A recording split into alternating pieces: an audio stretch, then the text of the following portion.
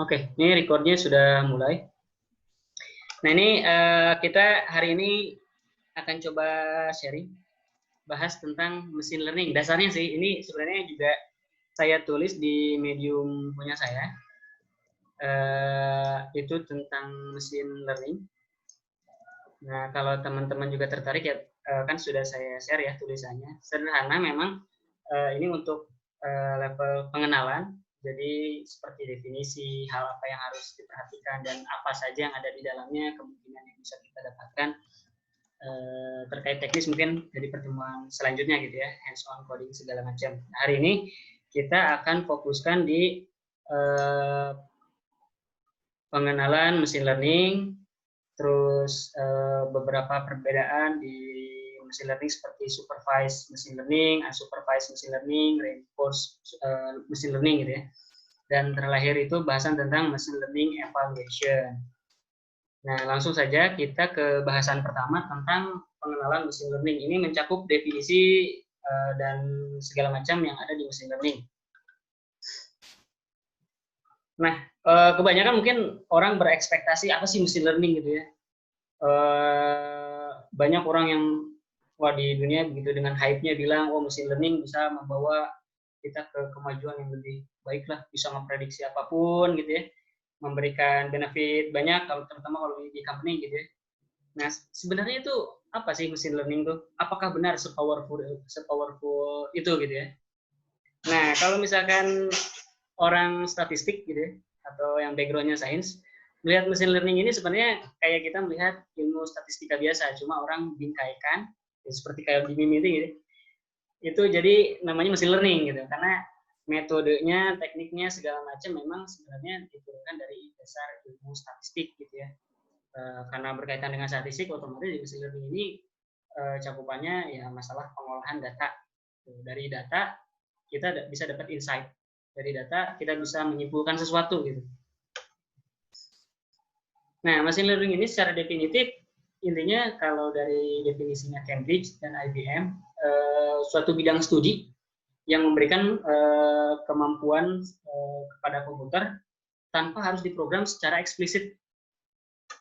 Nih, kalau kita lihat sebelumnya, meme sebelumnya kalau ini, kan ini kalau di pemrograman ada fungsi if gitu ya. Misalkan kayak fungsi if untuk grading nilai, if kalau nilainya di atas 80 nilainya A, if kalau nilainya 60 sampai 70 nilainya B. Nah, itu eksplisit secara terprogram gitu istilahnya. Kita tulis gitu, kita definisinya.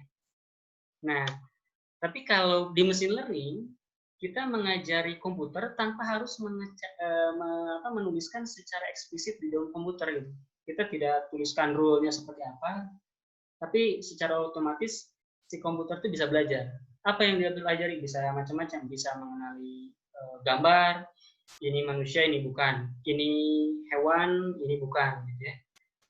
Mendeteksi ini SMS spam atau bukan, gitu. Atau mengklasifikasikan, oh ini suara, terus dia bisa sintesis, ini suaranya itu dia berbicara apa, itu seputar itu machine learning itu. Nah, machine learning sendiri sebenarnya part of dari jargon yang sering kita dengar tentang artificial intelligence. Nah, artificial intelligence itu bentuk luasnya. Nah, di dalamnya itu ada machine learning. Machine learning ini ya di dalamnya ada algoritma yang pada intinya bisa memberikan insight dari data yang kita punya. Nah, lebih kecilnya lagi mungkin ada yang pernah dengar deep learning? Nah, deep learning ini tuh seperti part yang lebih kecilnya lagi dari machine learning, bagiannya machine learning. Nah, di deep learning ini lebih canggih lagi dari machine learning. Nanti perbedaannya kita lihat di bagian bawah. Nah, tapi fokus utama kita di machine learning. Istilahnya suatu teknik yang bisa membantu kita untuk mengajari komputer untuk bisa paham sesuatu gitu ya. Nah, bagaimana sih yang dimaksud mengajari komputer ini sama seperti kita mengajari anak kecil gitu. Anak kecil balita belajar makan, misalkan kita ajarin dia cara megang sendok, cara makan gitu ya, cara jalan segala macam. Nah, di machine learning juga sama. Nah, kalau misalkan kita ngajarin anak kan kita kasih contoh dulu, misalkan kalau makan tuh nyuap tuh kayak gini loh gitu. Nah, di machine learning juga sama, kita kasih contoh. oh kalau misalkan kucing itu fotonya kayak begini loh. Nanti kalau dikasih gambar satu gambar, kalau mirip ciri-cirinya dengan yang dicontoh, oh tebak aja itu berarti kucing. Kurang lebih seperti itu. Nah, di machine learning ini sebenarnya di kehidupan sehari-hari itu sudah banyak penerapannya, seperti di virtual personal assistant, Siri, Alexa, Google Now. Nah, ini kemampuannya banyak, mulai dari memberikan informasi dan lain sebagainya gitu ya.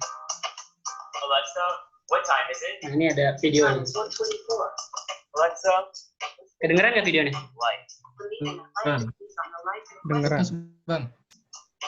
Alexa, turn the lights on. Apple has Siri, Microsoft has Cortana, Google has now those voice assistants within your phone or tablets. Amazon's Alexa lives in your home. She dwells in a series of Amazon devices called Echo, Wi-Fi connected speakers with a microphone always listening for you to say the wake word.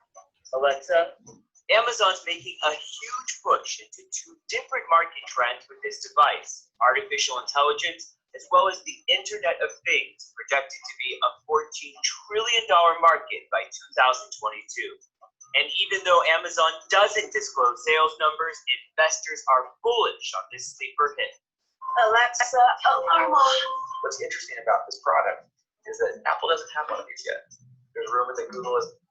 Nah, itu sedikit intro lah video tentang virtual personal assistant yang di dalamnya memang sudah menerapkan machine learning. Jadi kalau dilihat skemanya dari contohnya ketiga produk besar tersebut, ada data berbentuk internetnya masih kelihatan nggak?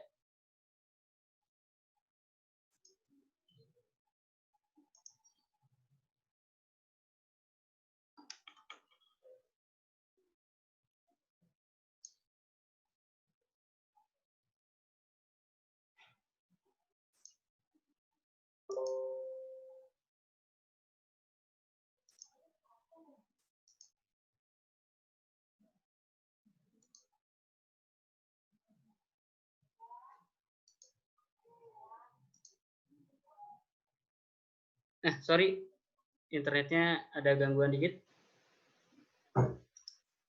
Udah kelihatan lagi? Bisa kedengaran ya?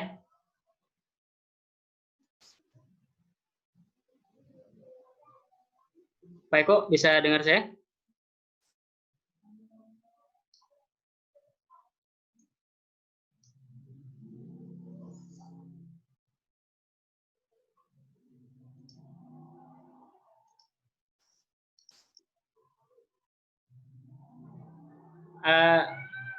Suara saya kedengaran? Oke, ya, oke, kita lanjutkan ya.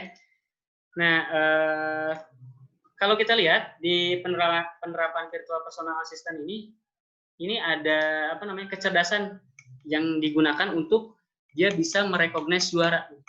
Tapi pertanyaannya ini kecerdasan buatannya itu seperti apa gitu? Bagaimana dia bisa mampu merecognize suara terus menginterpretasikan kalau ini perintah untuk apa dan apa. Nah, selain itu juga ada pengaplikasian machine learning untuk image recognition. Nah, image recognition ini contohnya ini seperti ini nih. Untuk absensi, nah dia ada orang di jalan, langsung ke-identify nama. Ini kalau ini untuk absensi sekolah gitu ya. Jadi nggak perlu tanda tangan lagi, dia lewat, di-get, langsung bisa dikenali gitu. Ini penerapan machine learning untuk face recognition, pengenalan wajah. Nah, juga sama seperti sebelumnya. Inputnya gambar, terus ada kecerdasan buatan, outputnya itu personal info, bisa diketahui nama, umur, dan gender misalkan ya. Bisa diekstrak dari gambar tersebut. Nah, pertanyaannya, bagaimana itu bisa dilakukan? Bagaimana si komputer bisa tahu dengan hanya menginputkan gambar, ketahuan namanya, misalkan umurnya juga, misalkan juga gendernya. Nah, hal ini tidak terlepas dari kemampuan learning pada komputer. ada dua konsep yang umum sering digunakan, yaitu machine learning dan deep learning yang lebih canggihnya lagi.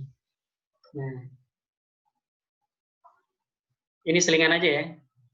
Sebenarnya machine learning itu secanggih apa gitu ya? Apakah bisa benar-benar powerful atau enggak? Di satu kasus mungkin kita kadang dihadapkan pada kondisi deteksi tapi tidak akurat gitu. Mungkin pernah kita lihat deteksi hewan, dideteksi ternyata labelnya anjing. Nah, machine learning itu tidak semengerikan yang orang bayangkan. Tapi baru-baru ini kalau misalkan kita tahu ada ada kayak semacam riset gitu ya, tentang face web ya. Nah, jadi dia bisa nge-mappingin hanya inputnya foto, tapi dia bisa gerakin mulutnya, kepalanya gitu, seolah-olah dia ngomong sesuatu gitu, padahal aslinya nggak ada gitu. This was kind of possible at the time with specialized depth cameras until face-to-face appeared and took the world by storm, as it was able to perform what you see here with a regular consumer camera. However, it only transferred gestures. So of course, scientists were quite excited about the possibility of transferring more than just that. But that would... Nah, real-time facial swapping ini di satu kondisi, kalau misalkan kita kan biasa paling dipraktekin untuk face recognition atau hal-hal yang ringan lah. Tapi kalau misalkan kita lihat di sini, dia digunakan untuk face swapping dan bisa diarahkan untuk misalkan aktivitas kriminal, membuat fake video dan lain sebagainya. Dan itu berbahaya gitu ya, bisa istilahnya menjadi pencemaran nama baik lah segala macam gitu ya. Dia menyatakan informasi yang tidak akurat, padahal memang sebenarnya dia nggak pernah ngomong kayak begitu, tapi di videonya kok ada gitu. Ini salah satu contoh untuk tidak ditiru gitu di penerapan machine learning. Walaupun memang apa yang akan kita lakukan ke depan tidak akan sampai secanggih tersebut gitu. Tapi cukup memberi ide dasar bagaimana machine learning bekerja. Nah, learning pada komputer ini sebenarnya kalau misalkan kita bicara tentang konteksnya machine learning, ini dibagi 4 blok nih. Ada input, ada fitur extraction, ada classification, ada output. Jadi proses yang tadi seperti kita lihat kayak aplikasi absensi, virtual assistant, nah itu semuanya bentuk alurnya seperti ini. Jadi ada input berupa dataset, terus ada bagian prosesnya di sini, ada untuk fitur extraction, terus ada proses klasifikasi, dan tentu saja outputnya gitu ya, hasil dari input. Nah, kita bahas mulai satu-satu dari input. Nah, input ini yang sering kita kenal sebagai dataset gitu ya. Kalau berkenaan dengan face recognition, pasti datasetnya berupa gambar. Kalau berkenaan dengan tadi voice assistance, ya berarti datasetnya berupa suara pengacapan misalkan. Terus misalkan kalau permasalahannya tentang SMS spam detection gitu ya, berarti datasetnya itu berarti message mana yang spam, mana yang bukan spam, teks gitu. Jadi input ini bisa berupa gambar, teks, video, audio, segala macam data yang bisa diolah komputer gitu. Nah, data ini nanti akan kita lakukan proses fitur extraction. Apa itu fitur extraction? Bayangkan kayak gini. Si algoritma itu tuh dia ketika kita masukkan misalkan gambar kucing. Ketika kita coba apply ke algoritma itu nggak tahu gambar kucing itu seperti apa, gambar mobil itu seperti apa. Dia nggak tahu. Dia hanya tahu representasi numeriknya, representasi angkanya. Nah, fitur extraction ini tuh bertujuan untuk mengekstrak ciri sesuatu yang mudah dikenali dan direpresentasikan dalam bentuk numerik di sisi nanti yang akan kita gunakan di algoritma, misalkan algoritma klasifikasi. Ya contoh sederhana misalkan di motor gitu ya, fitur yang bisa dilihat misalkan ada bannya bulat, warnanya misalkan merah, gitu ya. Terus ada apanya gitu ya, misalkan dominan color, ukuran segala macam. Nah, fitur extraction ini erat kaitannya dengan warna, bentuk, ukuran, jumlah, dan lain-lain lah yang bisa kita ekstrak itu dari data. Paling gampang misalkan kalau dari kasusnya untuk face recognition, fitur extraction yang bisa diambil apa? Sebuah wajah itu pasti ada 2 mata, ada hidung, ada bibir gitu ya. Kalau ada misalnya fitur kurang dari itu ya berarti buka dan lihat wajah. Seperti itulah kurang lebih penerapan fitur extraction gitu. Nah, fitur extraction ini outputnya itu berupa angka. Nah, angka tersebut yang nantinya akan digunakan oleh algoritma klasifikasi atau algoritma machine learning untuk menentukan oh ini datanya itu apa, merecognize sesuatu lah. Nah, setelah dilakukan tahap fitur extraction, akan dilakukan proses classification atau regression atau clustering lah, tergantung kasus yang mau kita hadapi gitu ya, yang mau kita ingin solve. Contoh algoritma ya kalau secara ngomong teknis gitu ya, ada K-means, decision tree, Bayesian model, neural network gitu ya, support vector machine. Nah, itu algoritma-algoritma yang bisa dilakukan untuk proses klasifikasi, regresi, clustering gitu ya. Nah, di proses classification ini, si algoritma ini akan menggunakan si data tadi yang sudah diekstrak fiturnya untuk melakukan apa? Proses pembelajaran. Nah, sebenarnya proses pembelajaran ini hasilnya apa? Dia akan menghasilkan sebuah nilai-nilai, nilai-nilai yang akan berubah seiring dengan data yang dimiliki. Gitu. Nah, nilai ini yang nantinya itu disebut dengan model. Ini ada ilustrasinya. Ini kalau dilihat nih ada apa namanya 3 kotak warna ungu di sisi kiri. Nah, ini kebetulan ilustrasi untuk proses convolving CNN ya. Nah, di tengah itu ada box ukuran 3x3, ada 2 kolom, ada 3 buah juga, jadi ada 6 filter dan 1 nilai bias di bawah. Nah, ini tuh disebut parameter, trainable parameter atau nilai yang berubah saat proses pembelajaran.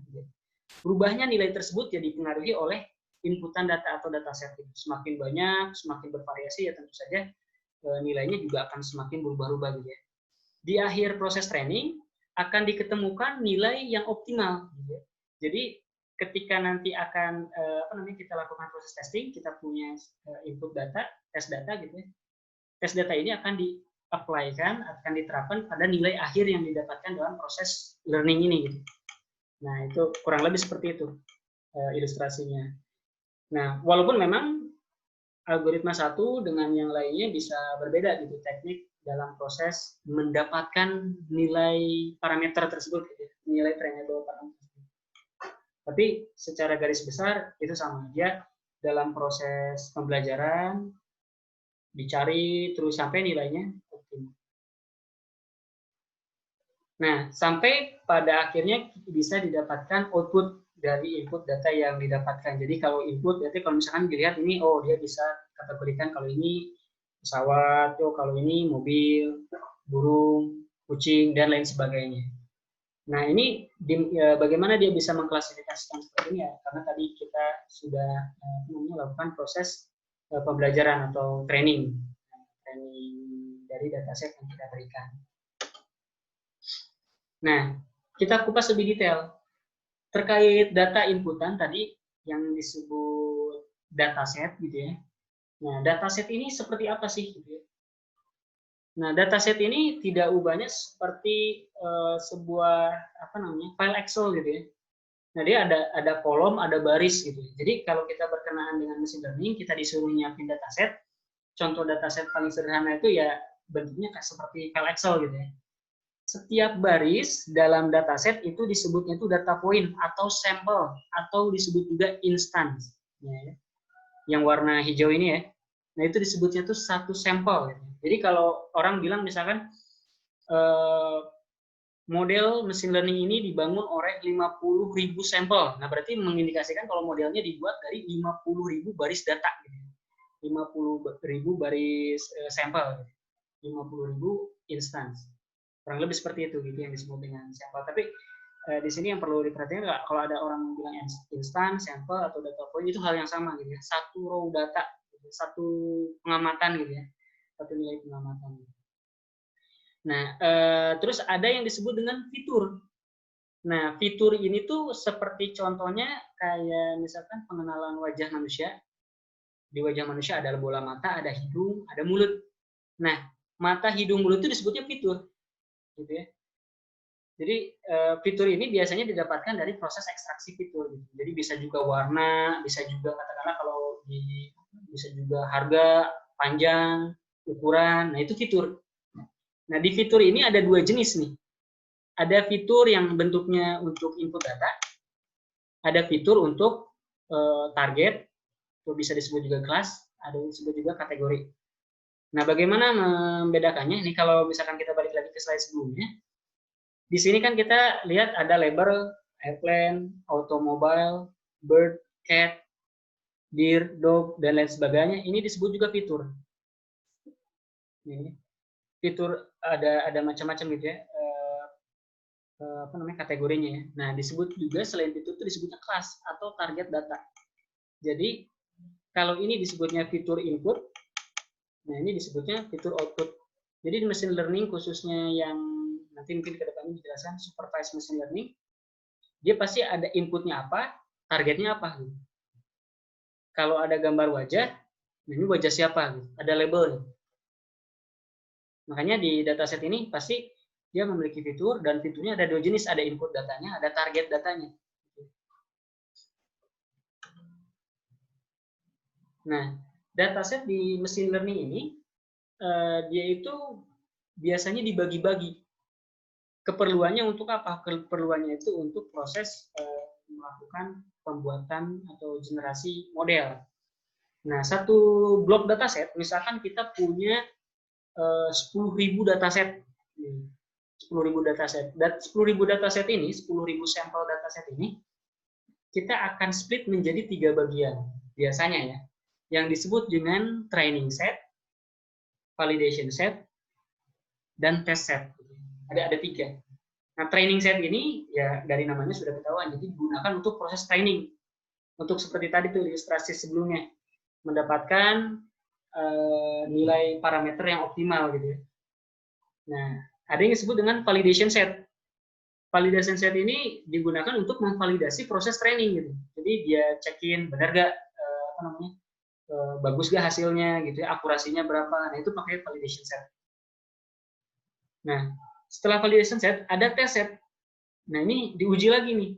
Kalau di validation set itu misalkan melakukan proses training untuk tiap berapa data validasi, untuk tiap berapa data validasi. Kalau test set ini di akhir setelah modelnya terbentuk, nah kita masukin test set. Nah test set ini bertujuan untuk finalisasi data, refinalisasi model gitu ya. Apakah model kita benar-benar bekerja dengan baik atau tidak. Nah contohnya kalau untuk dataset misalnya kita punya 10.000 sampel gitu ya. Nah kita bisa bagi dengan proporsi semacam ini, misalnya training set 50%, validation set 25%, test set 25%. Kalau kita punya 10.000 data, berarti 5.000 data untuk training set, 5.000 baris untuk training set, 25.000 baris untuk validation set, 25.000 baris untuk test set. Nah, tapi ukuran ini tidak baku. Umumnya banyak yang pakai ukuran seperti ini. Gitu. Bisa divariasikan lah tergantung apa namanya preferensi masing-masing. Nah, dataset ini kenapa harus dibedakan sih antara validation set dengan test set? Kalau didengar definisinya sama-sama untuk menguji model kan ya. Kenapa harus dipecah, ada validation set, ada test set gitu. Walaupun memang di banyak kasus juga ada yang hanya cukup dibagi 2 gitu. Tapi kalau best practice-nya dibagi menjadi 3. Kalau dilihat nih di secara garis besar di machine learning workflow, ya, training set dan validation set ini berguna untuk proses pembuatan model. Bayangkan model itu seperti sebuah file lah gitu ya. Nah, model yang isinya itu nilai-nilai yang tadi terus diupdate, terus diubah berkenaan dengan training data yang dimiliki. Dan ini terus dilakukan secara terus-menerus looping gitu ya. Jadi satu iterasi penuh terhadap 5.000 data training gitu ya. Diulangi lagi terus aja apa namanya dilakukan proses iterasi untuk pencarian nilai yang optimum. Nah, pencarian nilai tersebut, pencarian parameter tersebut pencarian model tersebut dilakukan oleh yang namanya training set dan validation set. Sampai akhirnya kita punya sebuah model. Bisa berupa file atau bisa disimpan sih kalau di praktisnya ya.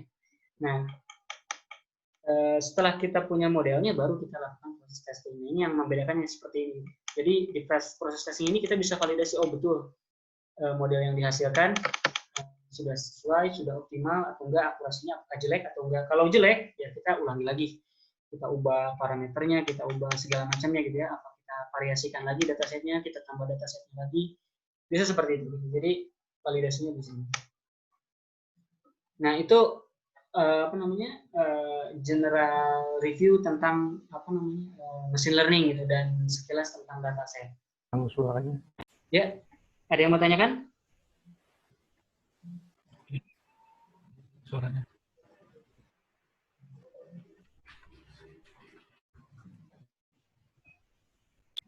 Halo, kedengaran suara saya? Iya. Tidak. Dengar. Oke. Tadi nggak. Agak keresek ya? Oke. Nah, sebelum kita lanjut nih, ada yang mau ditanyakan nggak?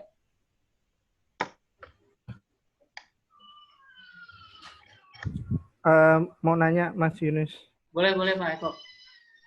Itu aku kan penasaran ya, kan ada beberapa teknik untuk klasifikasi itu ya, kayak tadi kayak ada K-mean, decision tree.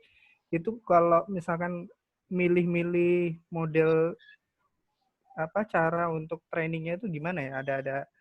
Ada tekniknya nggak? Misalkan untuk gambar lebih bagus, misalkan pakai teknik ini untuk data yang bentuknya teks atau seperti apa pakai teknik gimana gitu. Oh, Mungkin oke. bisa dijelasin. Boleh. Nah, itu terkait istilahnya kalau kita punya data seperti apa, bagusnya itu untuk algoritma seperti apa gitu ya. Betul.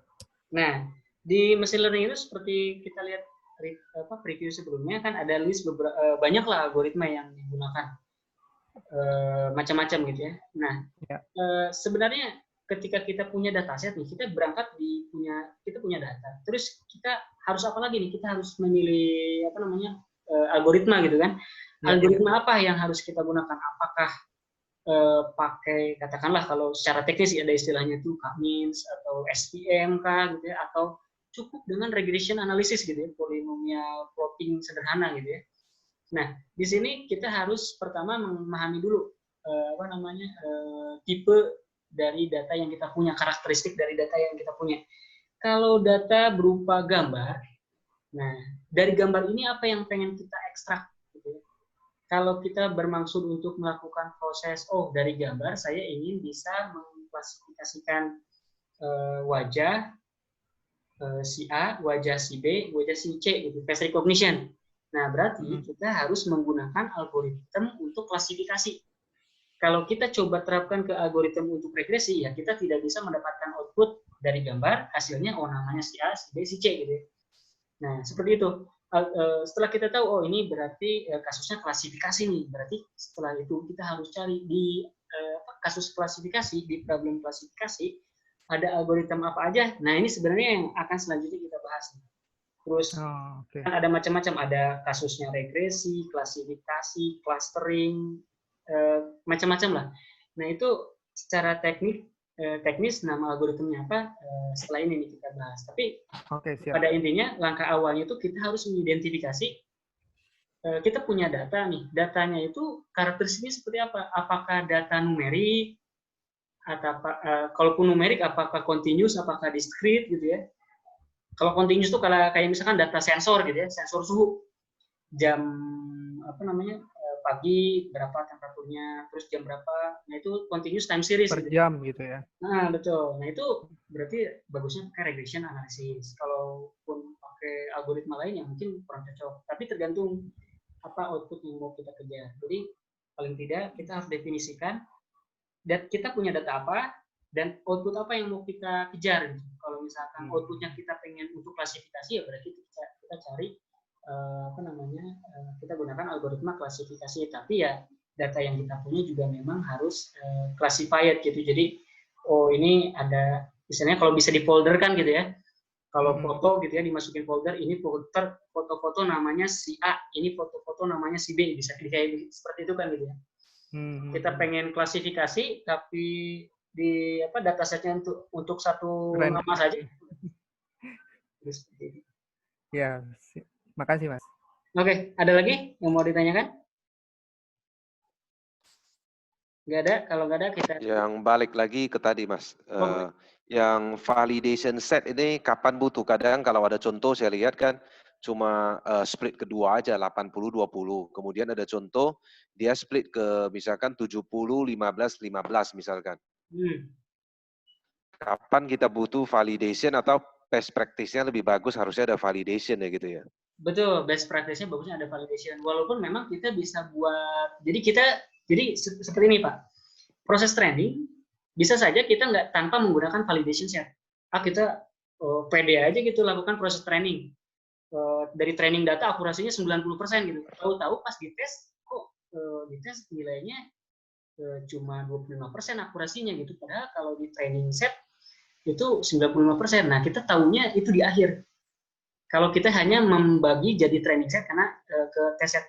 Karena seperti ini Pak, kalau kita melakukan proses training data, terutama untuk datanya itu yang banyak, sampai ratusan ribu dataset segala macam, itu proses training bisa dilakukan dalam waktu berjam-jam gitu ya.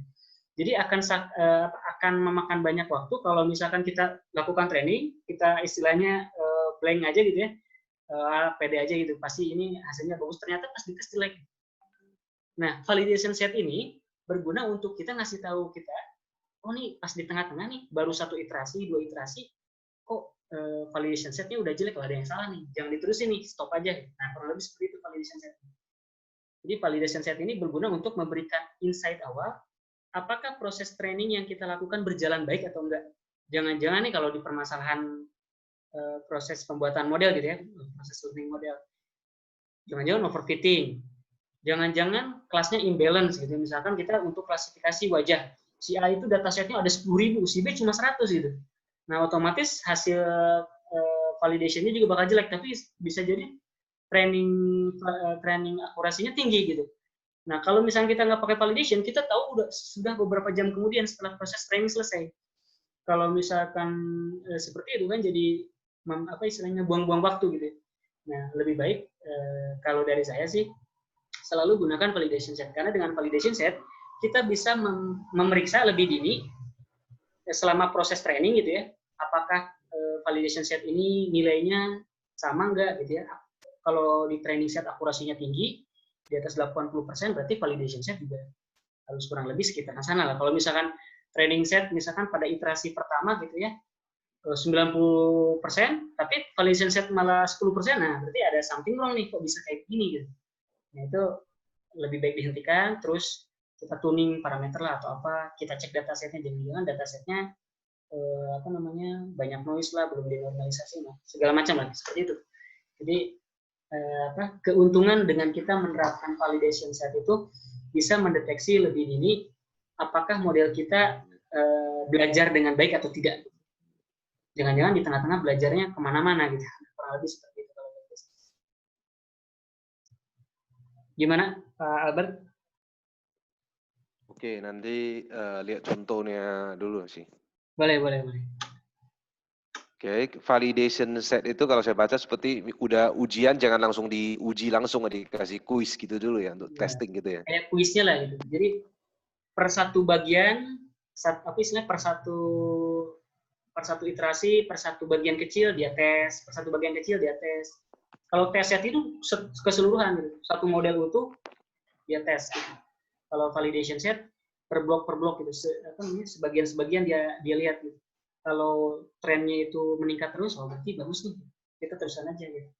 Kalau di proses training antara training set dan validation set ini berbeda arah, nah itu berarti udah lebih baik kita hentikan gitu daripada kita terus tunggu sampai beres, gak ada artinya, modelnya nanti juga nggak akan akurat. Pak Mas nanya lagi. Ya boleh Pak Ebo. Berarti validation buat modeling itu setelah selesai semua sampai testing kalau dilihat di sini berarti cuma sampai validation set berarti model itu udah bisa langsung dibuat ya? Atau seperti apa modelnya? Validation model ini sebenarnya dihasilkan dari ya validation set sama training set. Jadi cukup 2 itu udah bisa jadi model ya sebenarnya? Iya, ya tentu saja dengan algoritma machine learning-nya ya gitu. Jadi training set dengan dengan algoritma jadi modelnya divalidasi oleh validation set. Jadi outputnya ya bentuk model yang solid. Oh, oke. Iya, yang ngerti. Nah, lanjut. Kalau tidak ada pertanyaan lagi, ada pertanyaan lagi? Nggak ada ya? Ikutin aja dulu. Oke. Nah, sekarang kita akan masuk nih. Tadi ada pertanyaan. Gitu. Kita udah punya data nih. Ya datanya bisa macam-macam. Masing-masing juga pasti di bidangnya masing-masing punya data lah gitu. Ada yang bentuknya gambar, teks, audio, segala macam. Sekarang kita dihadapkan ke permasalahan algoritma apa yang harus saya pilih untuk mengolah data ini sehingga saya bisa dapatkan insight atau dapatkan kesimpulan gitu. Dapatkan model yang bisa saya gunakan untuk melakukan prediksi. Nah, di machine learning nih, khusus machine learning itu ada 3 jenis machine learning. Ada supervised, unsupervised, dan reinforced learning. Nah, 3 jenis ini seperti apa sih?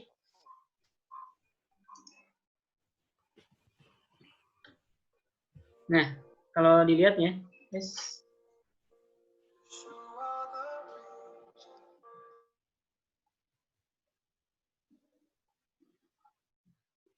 Nah, supervised, unsupervised, dan reinforced ini kalau dilihat di diagramnya seperti ini. Kalau supervised definisinya itu machine learning yang dia itu punya input data, punya output data.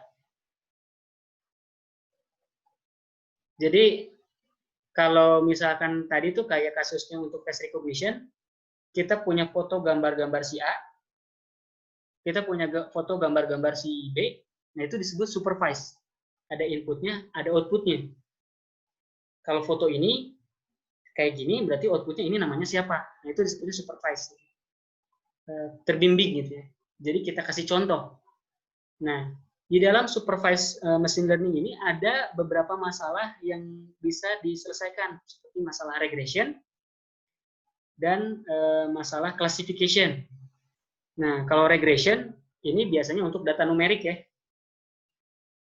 linear regression. Nah, itu sebenarnya statistik biasa, tapi di sini digolongkan oleh machine learning, nggak apa-apa gitu ya.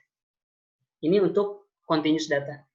Nah, kalau masalah classification kayak misalkan tadi face recognition, nah itu bisa pakai SVM atau naive bayes, logistik, decision tree, KNN. Nah ini data-datanya itu kategorikal biasanya, karena bentuknya klasifikasi ya.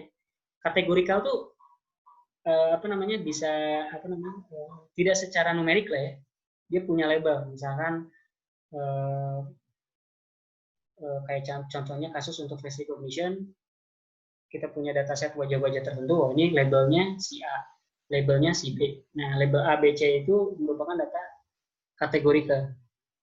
Terus ada unsupervised. Kalau unsupervised ini, bedanya dengan supervised sebelumnya, supervised, kita punya data input, dan kita kasih tahu outputnya. Oh, kalau inputnya gini, outputnya gini, inputnya gini, outputnya gini. Jadi pas proses tes, ini inputnya apa? Nah, dia bakal mikir tuh, dari sebelumnya pelajaran yang dia udah proses belajar yang dia udah hadapi, oh ini sebelumnya itu inputnya A, outputnya B.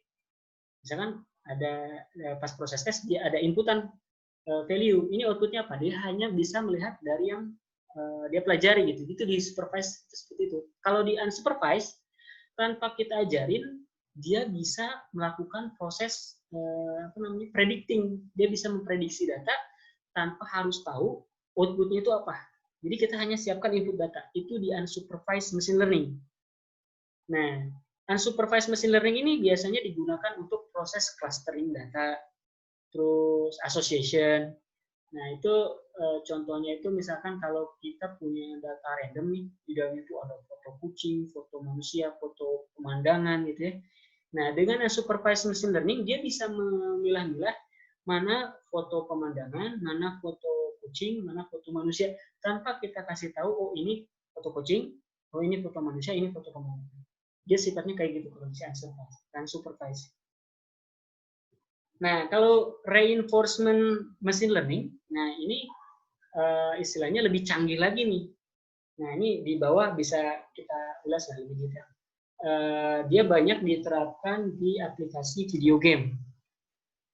Karena dia itu bisa, dia nggak perlu output data, dia bisa melakukan proses action dari output yang didapatkan. Nah, ini lebih detailnya dulu ya, tentang tadi supervised machine learning. Ada classification, ada regression. Classification itu bentuknya kategorikal, bisa melakukan grouping data ya, mana yang masuk ke grup A, mana yang masuk ke grup B. Kalau regression bentuk data numerik, seperti regression biasa di statistik. Kalau misalkan kita di Excel punya X dan Y, kita bisa tarik regressionnya kan. Nah, di unsupervised, kalau supervised machine learning juga ini contoh-contohnya ya, ada support vector machine, ada linear regression, ada logistic regression. Walaupun ada regressionnya, ini juga bisa macam-macam, ada yang untuk klasifikasi, ada untuk regression. Ada naive Bayes, ada linear discriminant analysis, ada macam-macam. Ada juga, nah di sini mungkin yang paling familiar ya, neural network. Nah, neural network ini maksudnya ke supervised machine learning. Ada banyak bentuk neural network. Neural network ke depannya mungkin di pertemuan ketiga akan kita bahas secara lebih detail, tapi overview-nya kurang lebih seperti ini. Ada mulai dari single perceptron yang paling sederhana, feed forward, radial basis function, ada cuma kayaknya nggak masuk di sini, convolutional neural network yang biasanya untuk image recognition gitu ya, image classification. Nah, ini banyak orang pakai CNN. Nah, unsupervised tadi yang saya bilang dia untuk kasus association dan clustering. Contoh-contoh algoritmanya seperti ini. Kalau saya juga sebenarnya association sama clustering ini di unsupervised machine learning belum pernah di project real gitu, kalau coba-coba doang. Jadi kadang dia itu di penerapannya memang sulit karena kita harus persiapkan data yang lumayan bisa dibedakan dengan sempurna gitu. Kadang-kadang di percobaan saya sebelumnya untuk unsupervised machine learning ini nggak terlalu akurat, makanya orang juga banyaknya hanya di kisaran supervised machine learning. Siapkan aja lah outputnya gitu. Nah, ini yang reinforcement learning. Reinforcement learning ini ya untuk classification juga bisa, untuk proses control juga bisa. Nah, dia banyak dimanfaatkan untuk aplikasi video game, kayak bot atau apa, yaitu pakai reinforcement machine learning. Jadi tiap action yang dilakukan dia dapat reward dan dapat stat, sehingga si model atau agent lah kalau di reinforcement machine learning ini, dia bisa belajar secara otomatis dari lingkungannya gitu. Oh, kalau misalkan kayak ini contohnya gitu ya, di kasus ada katakanlah ini robot gitu ya, terus ini ada kayak maze gitu, labirin. Nah, si robot ini tuh kita kasih misi untuk menemukan pohon gitu ya. Nah, dalam prosesnya dia akan melakukan proses gerakan maju, belok kiri, belok kanan, sampai pada satu kondisi dia mengenali seluruh jalur gitu pada maze ini, dan dia bisa temukan si pohonnya. Nah, bagaimana dia bisa melakukan proses tersebut gitu ya? Nah, itu hanya bisa diimplementasikan oleh reinforced machine learning. Dia belajar mengenali, mengingat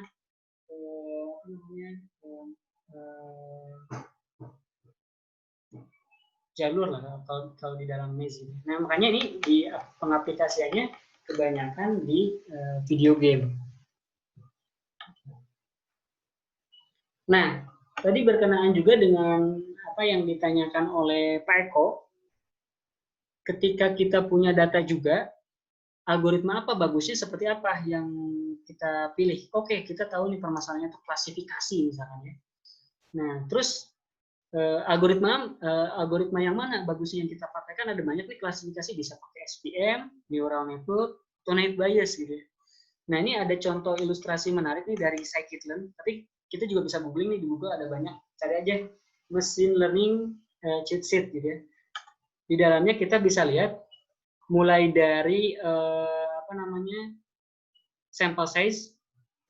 Misalkan kalau kita punya dataset di bawah 50, bagusnya seperti apa? Nah, ini dia kasih tahu, tambah lagi data. Karena kalau datanya cuma 50 baris gitu ya, 50 sampel, itu terlalu sedikit. Itu patokannya seperti itu. Gitu. Jadi kalau kita punya lebih banyak data dari 50, misalkan 100 baris, oke lah, kita bisa mulai klasifikasi.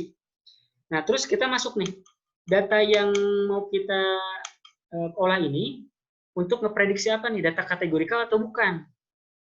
Kalau bukan, nah tanya lagi kepada diri kita sendiri. Ini tuh untuk memprediksi data kuantitatif atau bukan? Kalau ya, nah masuk nih. Oh berarti bagusnya nih pakai regression. Ini bukan kategori, datanya kuantitatif. Terus kalau kuantitatif berarti kita pilihnya regression. Ketika masuk ke ranah regression, ini lihat sampelnya. Sampelnya di bawah 100.000 enggak? Kalau iya, nah ini bisa macam-macam nih. Ada lasso, elastic net, ada ridge regression, ada SPR, ada ensemble regressor, ada SGD, stochastic gradient descent regressor. Ini kalau diregresi macam-macam lah. Tapi intinya kalau bukan kategorikal dan datanya kuantitatif, kita pilih algoritma regression. Kalau bukan kategori dan bukan juga data kuantitatif, lihat nih, bisa jadi ini untuk kasus dimensionality reduction. Misalnya kita bisa pakai prinsipan komponen analisis. Kalau nggak jalan ya bisa kita misalkan pakai teknik lain, ada spectral embedding dan lain sebagainya. Kalau juga bukan, misalkan datanya itu data struktural, nah ya mungkin ada kesalahan, misalkan kita carilah data dari sampel yang kita miliki, kita tidak bisa temukan apapun gitu. Kita tidak bisa dapatkan insight. Nah, kebalikannya kalau misalkan kita punya data kategorikal, datanya ini ada labelnya enggak? Ada outputnya enggak? Kalau ada outputnya, masuk ke ranah classification. Nah, di classification ini kalau datanya kurang dari 100.000, nah ini pakai SPM. SPC itu support vector machine clustering, linear SPM. Nah, kalau datanya teks, nah bisa pakai naive Bayes. Kalau bukan teks, misalkan numerik, bisa KNN, K-neighbors classifier. Nah, di luar itu kalau misalkan di bawah di atas 100.000, nah ini bisa pakai SGD classifier.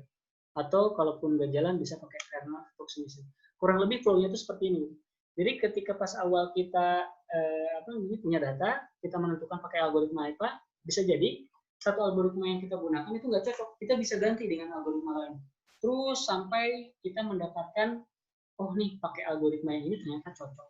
Tapi hal yang pertama kita harus identifikasi adalah masalah yang kita hadapi itu untuk klasifikasi, regression, clustering atau apa. Kalau kita nggak bisa menjawab itu ya akan susah gitu nantinya. Karena kita hanya kita butuh itu untuk nantinya menentukan algoritma mana yang akan kita gunakan.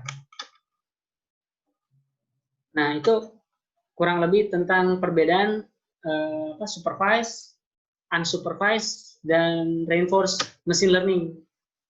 Dan contoh bagaimana caranya kita memilih dari ketiga jenis ini untuk digunakan pada dataset yang kita miliki.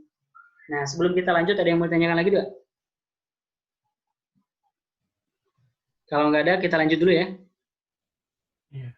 Nah, ceritanya nih, di step ini tuh, kita udah dapat nih algoritmanya. Misalkan di kasus kita untuk face recognition tadi, kita punya gambarnya itu ada namanya, ini gambar si A, gambar si B, dan sekarang kita sudah memilih juga nih, kalau ini kita akan terapkan pada kasus klasifikasi dengan algoritma SPC atau SPM misalnya. Jadi kita udah punya dataset, kita udah memilih model nih SPM, support vector machine. Nah, untuk proses proses klasifikasi. Jadi nantinya itu digunakan untuk face recognition. Nah, pertanyaannya setelah kita punya punya algoritma, kita punya data, apa yang akan kita lakukan selanjutnya? Nah, yang kita lakukan selanjutnya itu adalah proses training data. Training data terus menghasilkan yang disebut dengan model. Nah, setelah kita model dapatkan, pertanyaannya, bagaimana kita mengevaluasi model yang kita punya? Apakah model yang kita dapatkan itu cukup baik, cukup akurat? Bagaimana cara mengukurnya gitu ya? Nah, apa itu model gitu ya? Nah, model itu bukan yang kayak begini gitu ya. Model itu sebenarnya kalau di machine learning dia gabungan antara data dan algoritma. Nah, terbentuklah model. Di dalam model ini sebenarnya dia ada hyperparameter dan ada parameter. Parameter ini yang mungkin pernah dengar ada yang disebut dengan weight atau bobot, ada bias, ada kernel value, ada filter value. Yang di atas tadi kan ada gambar bergerak yang nilainya tadi saya bilang berubah ketika proses learning ya. Nah itu disebutnya itu model parameter. Itu tersimpan dalam sebuah model. Tersimpannya seperti apa kita tidak perlu tahu. Itu black box aja gitu. Yang penting dalam model itu dia menyimpan nilai yang berubah seiring dengan data training yang kita miliki. Selain parameter, di model juga ada yang disebut dengan menyimpan hyperparameter. Apa bedanya parameter dengan hyperparameter? Kalau parameter berubahnya itu karena proses learning dipengaruhi oleh dataset gitu ya. Kalau hyperparameter, nah hyperparameter itu nilainya kita yang atur, kita yang tentukan. Seperti learning rate, split size, batch size, epoch, kernel size, filter size. Kedepannya kita akan coba hands on. Seperti apa sih learning rate, split size, batch size, dan segala macam itu ya. Nah, tapi hyperparameter ini kita yang tentukan. Dia nggak berubah, dia konstan. Cuma kita yang set gitu, nilainya berapa. Nah, kedua parameter ini tersimpan ke dalam sebuah model. Nah, contohnya seperti yang tadi kita gambarkan gitu ya. Kalau di proses learning, model ini diupdate, nilai di dalamnya, parameternya itu diubah gitu, berkenaan dengan sampel yang dipunya. Nah, kalau proses learning udah selesai nih, ada model, ada validation. Pas proses validation juga kan kita lihat tuh akurasinya. Misalkan kan kalau kita misalkan ukur sebuah fungsi gitu ya, sebuah model, kita bisa dapatkan akurasi seberapa akurat sebuah model bisa memprediksi data gitu. Misalkan dari 10 tes sampel untuk namanya si A, apakah ke 10-10-nya itu berhasil dipredik dengan nama A atau bukan gitu. Yang sebagian ada yang B atau C gitu ya.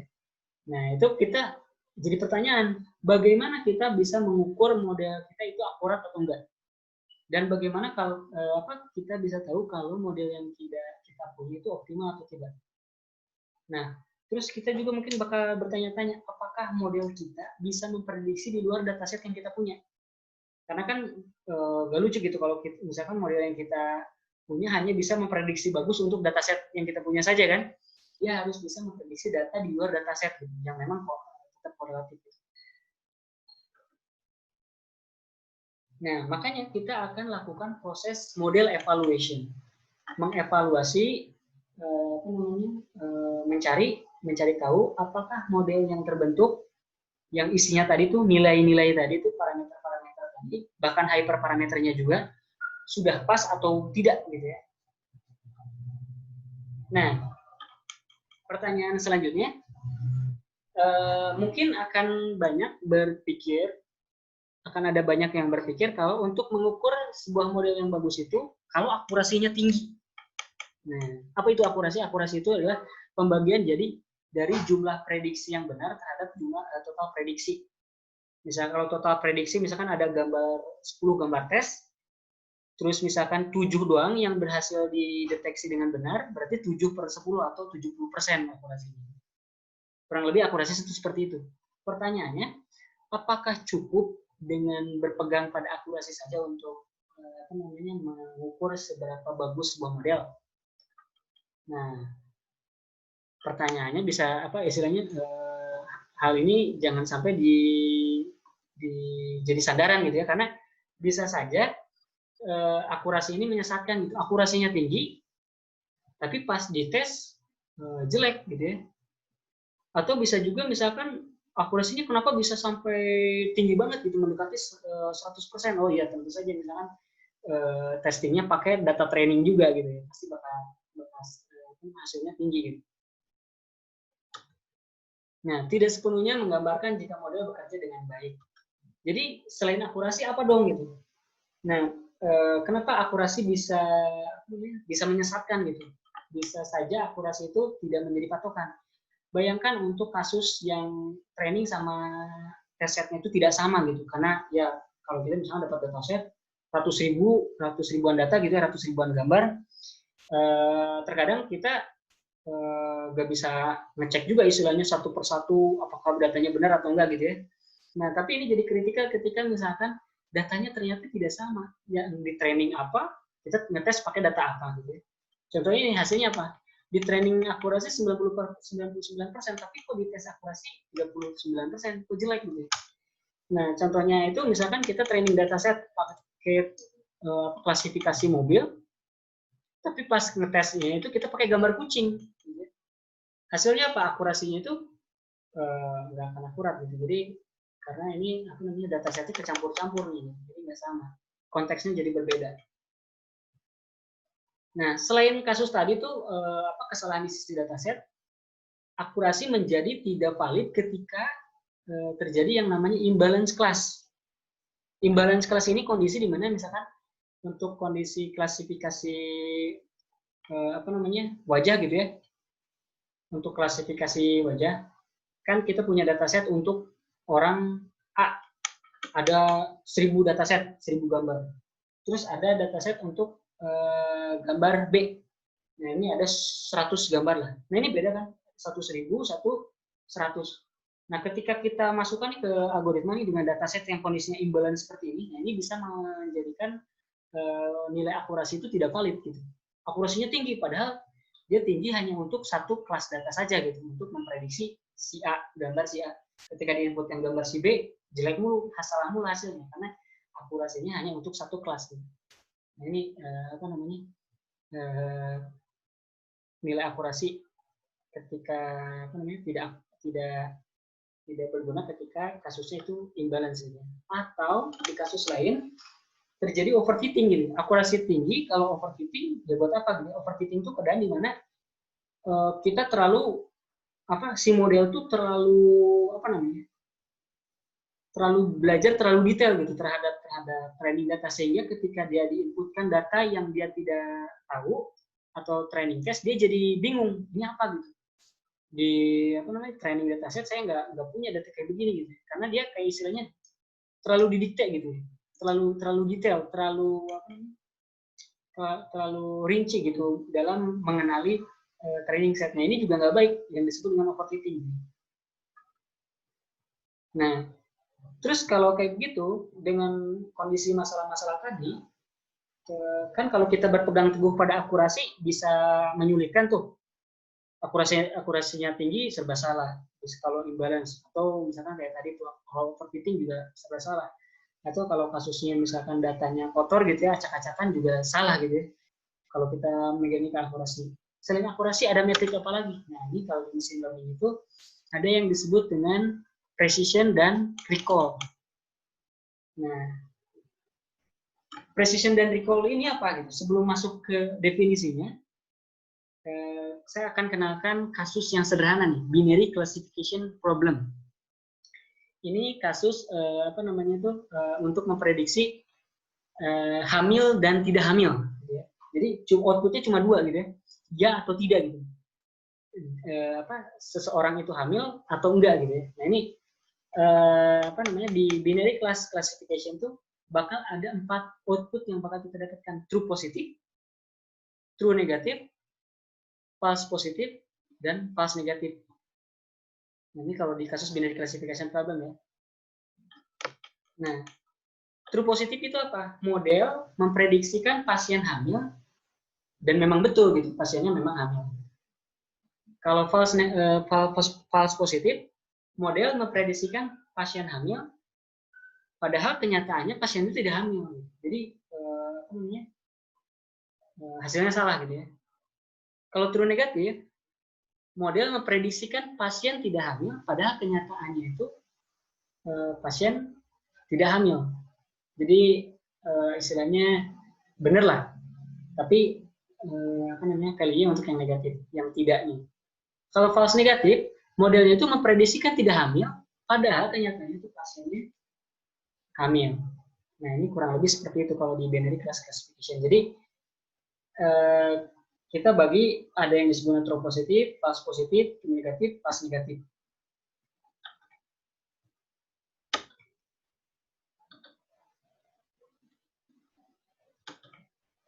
Nah, setelah kita bisa temukan ada berapa yang true positif, ada berapa yang true negatif, ada berapa yang false positif, ada berapa yang false negatif dari data test yang kita punya nih ya. Kalau misalnya kita punya 100 data test, kita teskan ke model gitu ya.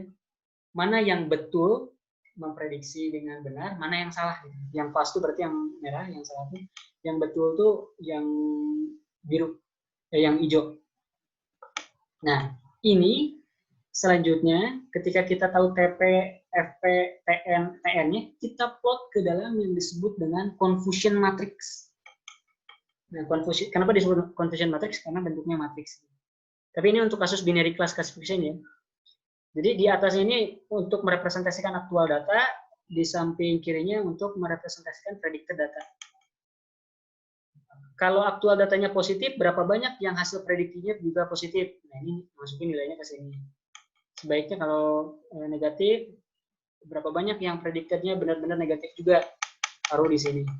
Nilai yang akan kita capai itu model yang bagus tuh ketika true positif ataupun true negatifnya tinggi, atau yang secara istilahnya kalau di confusion matrix nilai diagonalnya itu yang di sisi miringnya itu tinggi. Nah, itu modelnya tuh bagus. Kalau di sisi false negatif atau di sini gede, nah itu menandakan bisa jadi imbalance class atau datasetnya kotor, belum di cleansing, bisa jadi seperti itu. Jadi model yang bagus itu bisa dilihat dengan confusion matrix kalau nilai true positif atau true negatif lebih tinggi dibandingkan nilai yang lainnya. Nah, contohnya ini nih. Kalau predicted untuk yang no-nya, aktualnya juga ditemukan 50, nah ini tinggi. Tapi yang salahnya ada 5 gitu ya. Di sini juga yang salahnya ada 10. Predicted yes, targetnya yes ada 100. Nah, kalau secara diagonal kita lihat nih, nilainya itu tinggi di diagonalnya. Ini menandakan modelnya bagus. Nah, contoh lain kalau yang jelek itu seperti ini. Dia banyak nilainya terpusat di daerah sini nih, bukan pada diagonalnya gitu. Untuk banyak diprediksi nilai true ketika labelnya false. Nah, ada 1000-an. Sementara sisanya ini kecil, harusnya di sini yang besar nih. Berarti ada yang salah nih. Nah, ini contohnya ini bisa jadi karena kasusnya imbalance class. Jadi kalau pakai akurasi ini kalau dilihat ini pasti akurasinya tinggi.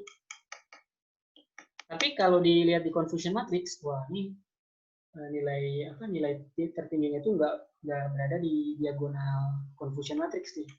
Nah, ini di sana kita bisa kesimpulan kalau modelnya itu kurang baik. Nah, dari confusion matrix yang kita dapatkan, kita bisa turunkan lagi nih ke variabel yang disebut dengan precision dan recall yang tadi sebut di awal. Nah, precision dan recall ini penggambarannya seperti ini. Kalau secara rumus, nah recall ini true positif dibagi true positif tambah false negatif. Kalau precision true positif dibagi true positif tambah false positif. Ini secara rumus ya. Tapi mungkin kalau bakal bingung nih kalau lihat seperti ini. Kita kasih contoh kasus aja. Nah, kalau misalkan kita bikin nge-training model, setelah kita tes, recall-nya itu nilainya tinggi, katakanlah 90 gitu. Tapi precision-nya rendah, katakanlah 30. Gitu ya. Nah, ini berarti sebagian besar data positif dikenali dengan baik, tetapi banyak false positif dari hasil prediksi. Contoh kasusnya nih, model untuk klasifikasi kucing dan bukan kucing pada sebuah gambar. si modelnya itu mampu mengklasifikasikan banyak kucing sebagai kucing, tapi banyak juga mengklasifikasikan objek lain seperti kuda, kelinci, ayam, dan lainnya sebagai kucing. Nah, ini apa namanya? Hierarchical low precision. Nah, misalkan atau kasusnya ini memprediksi kucing sebagai anjing, jadi kurang tepat gitu. Nah, ini diakibatkan karena high recall, low precision. Yang harusnya apa namanya? Dia memprediksi anjing doang, tapi yang bukan anjing juga diklasifikasikan sebagai anjing. Contohnya misalkan gambar kucing tapi diklasifikasikannya anjing. Nah, ini akibat dari high recall, low precision. Sebaliknya juga sama, kalau low recall, high precision, nah contohnya ini diakibatkan oleh false negatifnya tinggi nih. Sementara FP-nya rendah, FP-nya false positifnya kecil. Nah, ini bisa mengakibatkan modelnya ini mengklasifikasikan kucing bukan kucing pada sebuah gambar. Dia bisa sih mengklasifikasikan kucing, tapi ada yang apa namanya cuma sebagian doang. Ada gambar kucing yang nggak berhasil dia klasifikasikan sebagai kucing. Nah, ini dia bisa diakibatkan karena low recall, high precision. Contohnya seperti ini misalnya. Ada dataset, oh ini berhasil dideteksi sebagai kucing, dideteksi sebagai kucing. Dia tiba-tiba harusnya kucing malah anjing gitu. Terus ini anjing betul, ini kucing, ini anjing. Ini kan nyempil nih satu. Nah, ini bisa diakibatkan kesalahan prediksi ini malah klasifikasi dengan ke kelas yang lain itu diakibatkan oleh low recall, high precision. Tapi semua predicted value yang labelnya cat itu benar-benar foto kucing nih. Jadi ini berhasil direcognize sebagai kucing. Cuman nggak semua kucing bisa diprediksi sebagai kucing. Nah, ini diakibatkan oleh recall-nya rendah, precision-nya tinggi. Nah, ini juga jelek nih kalau seperti ini. Jadi bagusnya seperti apa gitu ketika kita memiliki model. Model yang bagus itu ketika precision-nya tinggi, recall-nya tinggi, dan tentu saja akurasinya juga tinggi. Nah, mungkin ini sebelum masuk ke sesi diskusi, ada yang mau, atau bolehlah, ada yang mau ditanyakan dulu nggak? Terkait machine learning evaluation.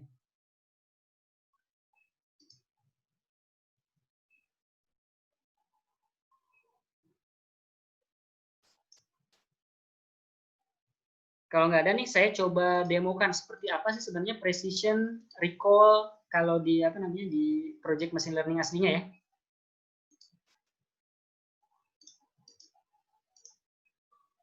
Ini saya coba share screen lagi. Nah. Kelihatan sekarang screen saya? Ini saya buka tools namanya Jupyter Notebook. Ini saya punya project sederhana untuk mengklasifikasikan detak jantung manusia gitu ya. Kelainan detak jantung pada manusia. Nah, di sini diterapkan juga model evaluation. Nah, di bagian bawah. Nah, sebelum model evaluation mungkin saya tunjukkan dulu ya. Proses training model itu seperti ini. Jadi di sini saya punya 100.000 dataset.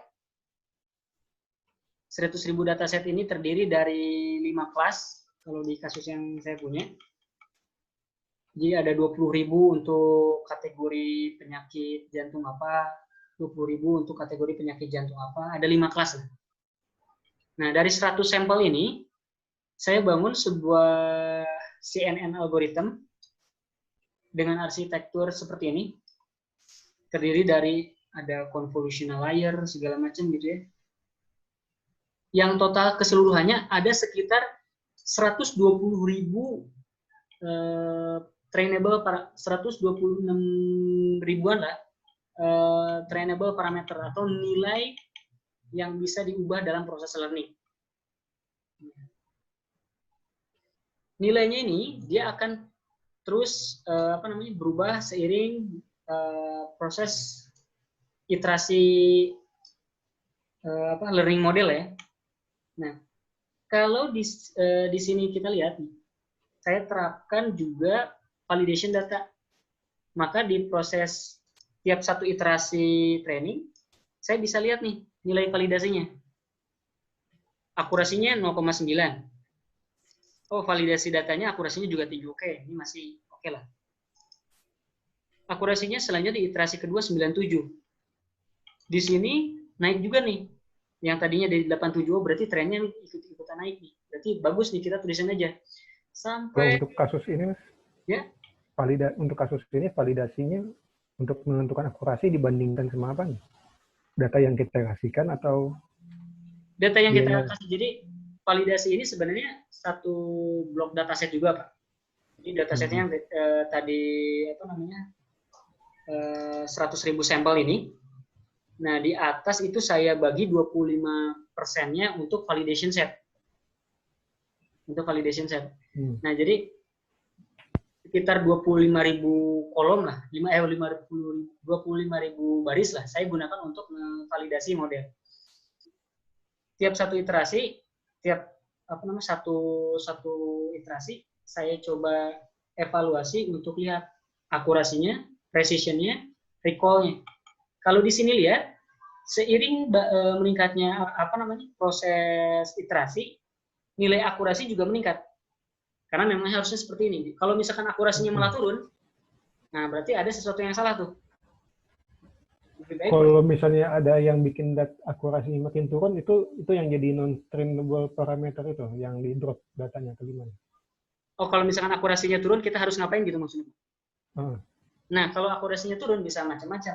Nah, itu kebanyakan kasus itu bisa diakibatkan oleh dataset yang jelek, biasanya nggak melalui proses preprocessing atau ada outlier atau apalah. Itu istilahnya datasetnya itu kadang-kadang juga kecampur atau banyak data yang error. Itu bisa mengakibatkan proses akurasi menjadi jelek. Tapi pada intinya di proses learning ini akurasi ini harus meningkat. Itu kuncinya. Karena kalau dia belajar tapi akurasinya malah turun, nah malah aneh gitu. Atau kalau datar, nah berarti kalau datar ketika kita paksa dia suruh belajar terus, dia nggak akan mendapatkan perubahan yang signifikan. Nah, itu menunjukkan dia udah stagnan gitu. Dia nggak bisa belajar lagi. Itu ditandai dengan plot akurasinya yang datar. Di bawah ada plotnya nih. Nah, ini ada precision dan recall juga. Precision dan recall juga bagusnya ketika proses learning ini dia meningkat. Ini ada error bentar ya.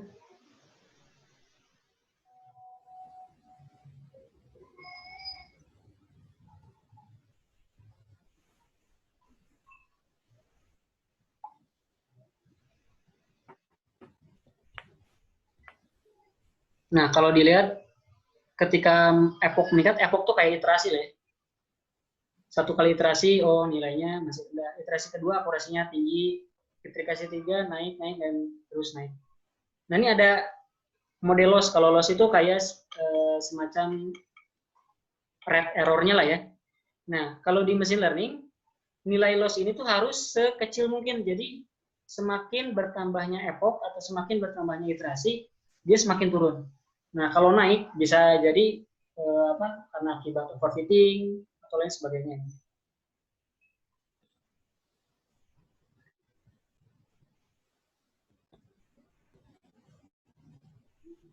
Bentar, ini saya coba perbaiki dulu.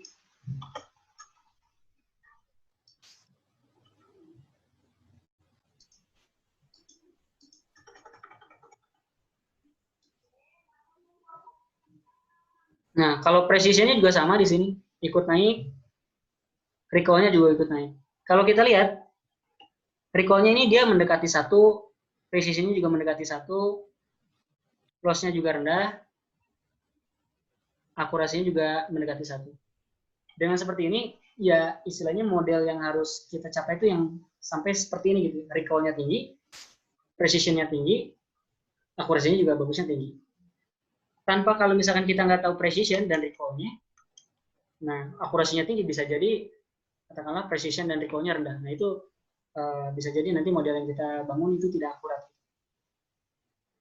Nah, selain kita plot akurasi, model loss, dan precision dan recall-nya, kita juga bisa plot nih kalau secara teknis yang disebut tadi apa namanya confusion matrix-nya gitu ya. Nah, karena ini multi kelas, kalau tadi yang kita bahaskan di PPT itu kan hanya 2 kelas ya, iya atau tidak gitu, hamil atau enggak. Nah, kalau misalkan ini di kasus apa klasifikasi detak jantung, irama jantung. Ada 5 kelas, ya Pak? Ada 5 kelas. Nah, sehingga makanya dia ada matriksnya 5x5 ukurannya. Nah, tapi tetap sama gitu ya. Ketika apa namanya modelnya bagus, di bagian diagonalnya itu nilainya tinggi. Makanya ini saya kasih apa namanya heat map, bukan heat map ya, color bar lah ya. Yang warnanya semakin pekat warna biru menandakan ya di daerah tersebut nilainya tinggi. Kalau ini tapi nilainya udah dinormalisasi ya, jadi 0 sampai 1. Nah, ini kalau di sini apa N itu kalau di detak jantung normal ya. Data normal, si model bisa prediksi kalau ini datanya normal. Nah, ini sebanyak 0,9%, 98%. Sisanya kecil lah ya, dikategorikan ke ada yang apa namanya kelainan jantung. Ada yang kelainan tipe S, berhasil juga diklasifikasikan ke S, tinggi. Ini 85% data lah ya. Dan 85% data bisa diprediksi dengan baik masuk ke kategori S. Terus ini 95% data bisa apa namanya dengan baik dikategorikan ke kategori P. Dengan seperti ini kita bisa mengevaluasi apa namanya nilai precision, nilai distribusi kebenaran tiap masing-masing prediksi gitu. Nah, itu tadi toolnya. Jadi kalau kita plot precision itu tinggi, recall juga tinggi, dan di confusion matrix modelnya ini dia pekat secara di bagian diagonal, nilainya tinggi di bagian diagonalnya. Nah, kita juga bisa apa namanya print. Nah, ini reportnya, precisionnya 0,9, recall-nya juga tinggi. Ada ini F1 score, tapi tidak kita bahas ya. Ini juga metrik machine learning evaluasi. Tapi cukup kalau untuk sekarang kita hanya tahu precision dan recall itu udah lebih dari cukup. Dan akurasinya di sini juga tinggi. Jadi kesimpulannya seperti yang kita bahas di PowerPoint, model yang saya buat ini akurasinya tinggi, precisionnya juga ya relatif tinggi, walaupun ini untuk yang S precisionnya ada yang rendah 7, advance score-nya juga ada yang 7. Tapi kalau udah 70% udah dianggap boleh lah kalau untuk di kasus klasifikasi. Dan sisanya juga di atas, banyak yang di atas 90%. Oh, ini juga ada yang 0,6 ya. Nah, kurang lebih seperti itu. Nah, pada penerapannya nanti kita akan coba hands-on untuk melakukan step by step ini gitu. Jadi mulai dari tadi tuh proses inisialisasi data, penyiapan dataset gitu ya. Terus proses membangun model machine learning sampai proses evaluasi machine learning seperti yang saya lakukan barusan. Kita plot kurvanya, kita plot confusion matrixnya, kita lihat report finalnya. Nah, di bagian machine learning modelnya, yang disebut model tuh istilahnya algoritma model yang dibentuk tuh di mana ya, di sini nih. Kalau saya definisin dalam sebuah fungsi. Kebetulan di sini saya pakai CNN, Convolutional Neural Network, salah satu jenis neural network. Jadi yang mendefinisikan, yang menyimpan tadi itu 126.000 parameter. Nah, di variabel yang namanya model ini nih, di objek lah, lebih tepatnya sebenarnya objek. Di objek yang namanya model ini. Jadi tersimpan nih 126.000 parameter gitu. Nilai yang diupdate seiring berjalannya proses training. Nah, kalau di convolutional layer ini ada beberapa layer yang saya gunakan, mulai dari convolutional satu dimensi, ada teknik regularisasi, ada max pooling, ada fully connected layer, Nah ini kita bisa kita hands on di pertemuan ketiga mungkin ya. Nah, seperti itu. Itu kurang lebih ya penerapan kegunaan dari machine learning evaluation. Jadi membantu kita menentukan apakah model yang kita miliki ini cukup baik atau tidak, cukup menjustifikasi apakah model yang kita hasilkan akurat atau tidak.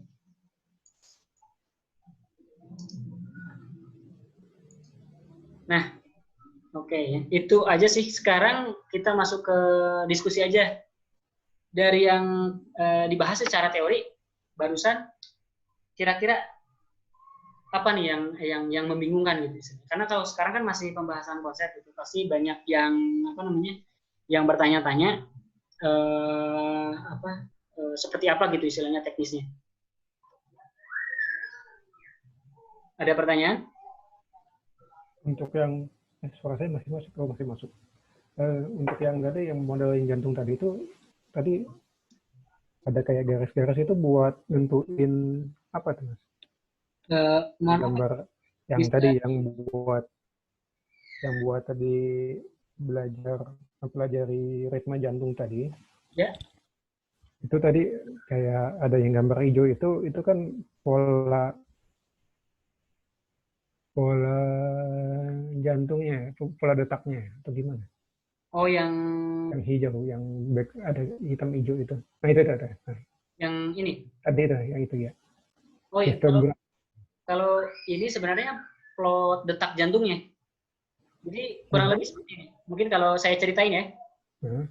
Kalau saya ceritain ini sedikit idenya tentang klasifikasi detak jantung ini. Jadi di sini saya pakai dataset dari MIT BIH. Ini bisa di-download di sini. Dan tersedia juga di GitHub saya kalau mau coba hands-on. Nah, si dataset ini tuh dia berisi data-data detak jantung dalam sepersekian detik gitu ya. Detak jantung yang normal seperti apa kurvanya gitu ya. Detak jantung yang supraventricular premature beat. Nah, ini ya tipe detak jantung yang berkelainan ya. Premature ventricular contraction, ini labelnya V. Fusion of ventricular normal beat sama unclassifiable beat, jadi nggak tergolong ke semuanya normal, nggak, abnormal juga nggak, kurang tahu lah apa gitu. Ini secara detailnya ini secara kedokteran mungkinnya seperti apa prematur terhadap detak jantungnya seperti itu. Nah, Mas Yunus itu datanya dalam bentuk gambar apa tulisan ya itu ya? CSV Pak. Oh CSV. CSV betul. Nah ini saya di sini saya baca. Nah ini. Jadi saya punya dataset berbentuk CSV. Ini ada aslinya itu size-nya berapa ya? Bisa dilihatkan deh. Bisa. Berat, ya? Bisa kita lihat.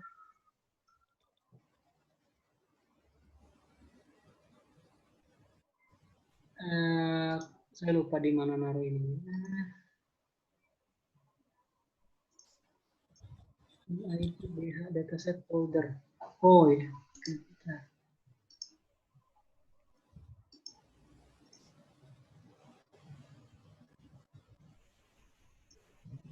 Nah, ini kalau dilihat nih size-nya yang MIT BH test itu 100 MB CSV nih Pak. Training datasetnya 412 MB kalau dibuka. Wow. Padahal CSV ya. Iya, CSV gede banget kayak gambar. Itu angka semua. Tapi kalau kita buka seperti ini tuh membingungkan gitu, nggak ada artinya gitu. Nah, iya. Sehingga di sini saya baca pakai ini nih. Pandas. Nah, pakai Pandas. Iya, pakai Pandas. Pandas itu library Python kalau yang pernah belajar Python. Nah, nanti besok kita coba hands on sedikit juga tentang Pandas lah. Ya bukan besok, maksudnya pertemuan kedua ya. Nah, ini untuk baca CSV. Untuk baca CSV. Ya, kenapa pakai Pandas? Pandas itu mungkin sekilas info, dia itu punya kecepatan pengolahan data di memori yang lumayan ya cepat banget lah gitu ya, daripada kita pakai modul yang di luar Pandas. Jadi kayak kita mau nge-merge tabel segala macam gitu ya, itu pakai Pandas cepet banget. Tapi bukan database dia tuh, source-nya itu dari CSV gitu. Bedanya kayak begitu, karena makanya dia ngeprosesnya di memori. Ini saya baca nih ada train dataset, ada test dataset. Nah kalau dibaca nih train dataset itu bentuknya itu seperti ini Pak, yang tadi CSV kalau saya plot ada 188 kolom. Kolom pertama karena kolom penuh, makanya di sini kolom terakhir 187. Nah kolom terakhir ini dia kategorinya. Kalau dia 0 itu normal. Kalau 1 itu S, kalau 2 itu P, 3F, 4Q gitu. Ini ada di kolom terakhir. Kolom sisanya nih, dari kolom ke 0 sampai kolom ke 186, ini tuh kurva bitnya. Kurva bitnya. Jadi kalau kita plot itu udah kayak denyut jantung di rumah sakit gitu, kurang lebih seperti itu. Nah, cuma kalau kita lihat nih dataset ini nih, pertama saya dapatkan itu imbalance. Yang normal itu 85%. Oke. Nah, jadi kan kalau kita olah seperti yang saya bahas, pasti ya outputnya itu bakal jelek gitu. Kita harus bikin dia jadi balance gitu. Nah, tapi kalau foto kan misalkan foto wajah gitu, dataset wajah, kita kan bisa akuisisi dengan gambar ya, apa-apa jepret-jepret lagi gitu ya. Cuma ini kalau datasetnya detak jantung kayak begini gimana gitu, kita biar dia sama gitu, ukurannya gitu ya. Nah ini di teknik preprocessing data itu ada yang disebut dengan sampling dan resampling. Kalau sampling dari size-nya besar kita bisa kecilin. Kalau resampling dari size-nya kecil kita besarin, kita populate gitu. Jadi size-nya lebih banyak. Di sini saya kasih keterangan nih. Untuk yang normal karena dia size-nya itu gede banget lah ya. Saya atur jumlahnya jadi cuma 20.000 sampel, 20.000 baris. Kalau yang di bawah 20.000, saya angkat, saya resampling. Kayak jumlah kuantitas. Populate lah ya, dibanyakin. Betul. Dibanyakin gitu ya. Jadi 20, upsampling lah istilahnya. Nah, sehingga setelah diplot seperti ini, ini saya lakukan proses sampling dan resampling. Sekarang total untuk yang label 0 tadi yang normal 1 V segala macam ini jadi sama. Nah, otomatis ya kita bisa proses dengan enteng lah. Kalau mungkin kita kadang nggak plot kayak begini, nggak lihat dulu distribusi datanya, kita main-main aja terapin ke neural network dan outputnya misalnya akurasinya tinggi tapi recall-nya rendah gitu. Kebaca normal semua nih. Iya, normal semua gitu ya. Kita kasih input detak jantung yang normal, dia prediksinya normal. Jadi celakanya kayak begitu tuh. Kalau misalkan kita inputkan dataset seperti ini, jadi kita harus set dulu pastikan balance datasetnya. Kalau udah balance seperti ini, nah kita pahami dulu nih si signalnya. Kalau di sini saya coba plot satu persatu. Nah ini kelas 0 itu tadi yang normal ya. Plot normal tuh kayak begini kurang lebih. Kalau di histogram kan kurang lebih seperti ini. Kalau histogram tuh di daerah yang warnanya lebih terang menandakan di bagian tersebut banyak nilai lah di daerah tersebut. Yang menandakan kalau dilihat berarti bit normal itu ya berada pada rentang di sini lah kebanyakan. Ada titik puncaknya, tapi rata-rata di bawah 0,2 kalau dinormalisasi nilainya. Terus kalau yang kelainan kategori 1, yang kelainan, dia bitnya seperti ini. Kalau dilihat juga beda ya. Dia lebih tinggi ya. Ya, awal-awalnya beda ya. Dan yang kelainan selanjutnya juga beda. Ya, nggak beraturan. Betul. Jadi dari sini tuh kita bisa pelajari, wah, ternyata bisa dibedakan nih antara yang normal dengan yang nggak normal. Secara kurva itu ada karakteristiknya gitu. Kalau yang normal tuh ada puncak, sisanya ya relatif rendah gitu. Stabil ya. Nah, kalau yang tidak normal ada memang puncak, tapi posisinya lebih tinggi gitu di daerah lain. Ada yang tidak beraturan. Oh ini kalau tidak beraturan kayak ini maksudnya ke kelas kedua dan lain sebagainya. Dengan seperti ini kita bisa paham. Kalau ini add noise mungkin tidak perlu dihiraukan dulu. Yang untuk cleansing. Nah setelah kita memahami, dengan data yang kita punya, secara karakter dia memang berbeda gitu satu dengan yang lainnya, dan secara label ya kita pastikan udah tepat. Ya, kita kita coba apply ke dalam model.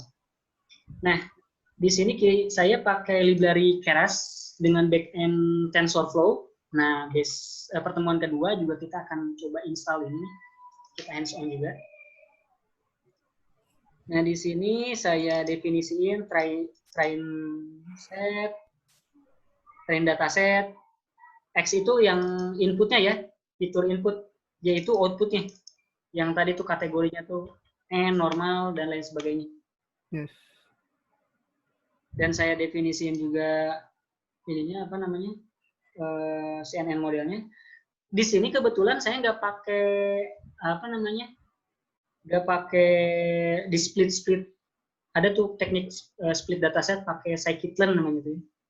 Karena di sini saya datasetnya udah jadi dua gitu, ada dua file CSV, ada testset, ada training set. Oh iya.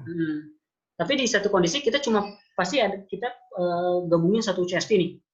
Ya harus misahin ya. Nah, kita pecahin. Tapi mecahinnya tuh gimana nih supaya jangan kayak dibuat-buat gitu istilahnya. Random. Nah, random, betul. Nah, itu ada tekniknya nanti, cross validation split disebutnya. Nanti di pertemuan ketiga kita belajar tuh. Kenapa kita harus melakukan cross validation split? Kenapa nggak cukup dengan ya udah split aja sih gitu istilahnya. Kalau ada 100 data, kolom baris 1 sampai 60 training, 60 sisanya tes sama validation lah. Itu kenapa nggak bisa kayak begitu gitu. Nanti kita bahas. Ini berat nggak ya? Segitu besar filenya yang diolah? Lumayan Pak. Ini kalau saya epoch cuma 10 kan sedikit sebenarnya. Iya, 10 kali ya. 10 kali training. 50 atau berapa gitu. Ini bisa sampai setengah jam. Setengah jam untuk 10 kali iterasi doang ya. Iya. Ada 100 ribu juga sedikit, karena ini saya samplingnya hanya ke 20 ribu gitu ya. Iya, benar, dikurangin lagi ya. Benar ya. Dikurangin lagi gitu. Jadi ini kalau boleh dibilang paket minimumnya lah. Nah, kurang lebih seperti ini. Kalau misalkan kita udah ya. Epoch itu berapa minimalnya, Mas? Apa 10 itu udah cukup? Apa harus ada sampai berapa gitu kalau atau tergantung data kali ya? Kalau saya sih patokannya kayak begini. Selama akurasinya naik, errornya turun, naikin terus epochnya. Nah, tapi jangan sampai overfitting, karena terlalu banyak epoch itu bisa mengakibatkan overfitting. Oh, betul. Nah, jadi epoch terlalu banyak pun juga jelek, nanti bisa mengakibatkan overfitting. Overfitting itu ya tadi seperti saya bilang, si model itu terlalu mengenal training data. Ketika dikasih training data dia bingung gitu. Terlalu saklek ya. Terlalu saklek gitu. Jadi ketika dikasih data yang dia nggak tahu, dia jadi bingung. Kelabak kasus itu overfitting tuh contohnya. Jadi nanti saya kenalin juga lah pas di hands on, ada teknik namanya itu kita bisa berhenti si proses learning bisa berhenti sesaat sebelum overfitting gitu. Nah, itu kalau di sini kalau nggak salah saya juga terapin early stopping disebutnya itu Pak. Early stopping. Jadi ini ada parameter pasien 8 menandakan kalau udah 8 kali epoch, 8 kali iterasi, rata-rata akurasinya nggak berubah, hentiin proses. Oke. Berarti udah cukup ya. Overfitting. Betul. Nah, ini kurang lebih seperti itulah. Jadi dari saya punya data, kita udah paham datanya, kita apply ke model, sampai nanti ya kita bisa lakukan proses training seperti ini. Kalau di Keras nih enaknya itu dibandingkan dengan TensorFlow ya, karena Keras itu sebenarnya dia wrapper-nya TensorFlow gitu. Jadi kalau semuanya pengen belajar machine learning, lebih disarankan pakai Keras karena sederhana. Untuk mendefinisikan satu layer itu cuma cukup seperti ini gitu ya. Kalau di TensorFlow bisa lumayan panjang tuh. Kurang lebih seperti itu. Ada yang ditanyakan lagi? Mas Yunus mau nanya nih. Boleh. Ini kan saya sendiri kan masih awam. Berarti yang harus disiapin, yang harus diinstal itu software-nya tadi Jupyter Notebook, terus Keras itu ya. Apa lagi? Apa ada lagi? Kalau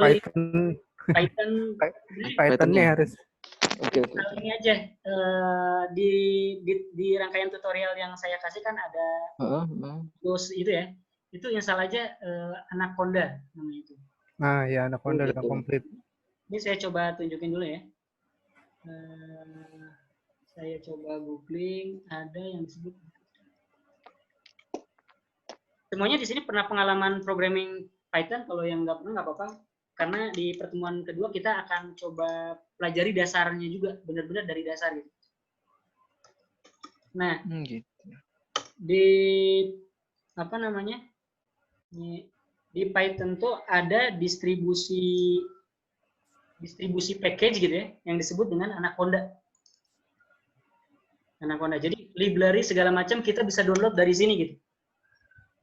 Nah, Anaconda ini ada istilahnya banyak banget source code lah, banyak banget library lah yang bisa kita gunakan, mulai dari library yang untuk tadi tuh machine learning, macam-macam lah, karena Python tuh karena dia multi purpose, dia ada macam-macam banyak banget inilah library. Ini kita bisa install. Caranya cukup cukup kita download Anaconda-nya. Di tutorial juga saya kasih ya. Coba karena ini Anaconda, coba Anaconda download.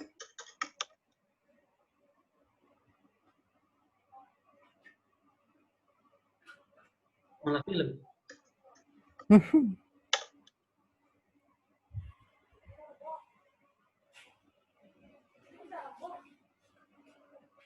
Nah, ini kita bisa klik ke section download.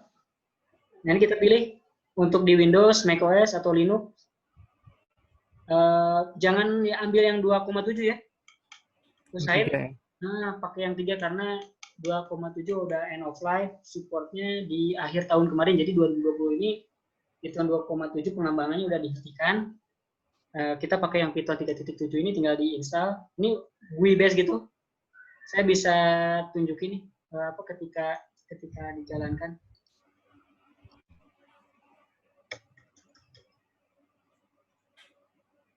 Install library-nya bisa pakai GUI, bisa pakai Anaconda Prom, tapi secara teknis nanti kita bahas di pertemuan kedua. Ini kita coba show aja lah ya.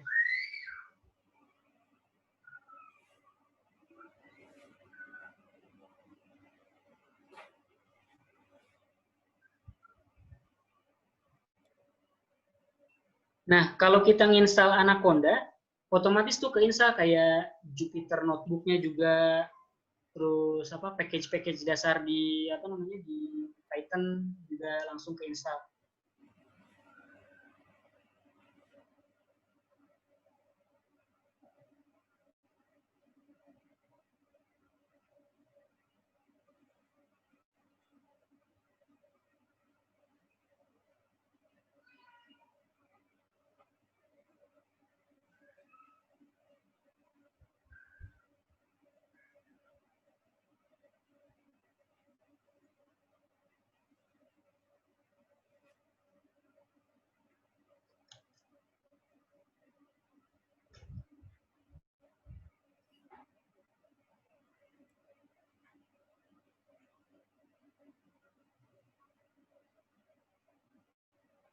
Nah, ini coba.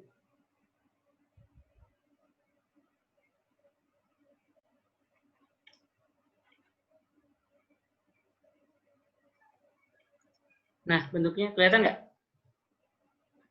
Yes. Nah, ini Anaconda Navigator. Ketika tadi yang udah di-download, diinstal di laptop kita. Dia diinstal, kita bisa install Jupyter Notebook, ada Jupyter Lab, atau kalau suka pakai VS Code juga boleh, pakai Spider juga boleh, silahkan. Kalau saya lebih senang pakai Jupyter karena di browser base gitu. Langsung aja. Nah, betul. Jadi, kita bisa install dari dari GUI-nya ini juga bisa. Nah, ini kita bisa lihat yang diinstal apa aja di sini. Yang belum diinstal, oh ini ada banyak. Bisa kita tinggal klik. Nah, di bawah itu ada apply ya. Tinggal klik apply gitu. Kayak begitu. Ada juga nanti caranya pakai Anaconda Prom, tapi selanjutnya kita akan coba bahas. Ya gitu. Oke, ada lagi? Oke, makasih.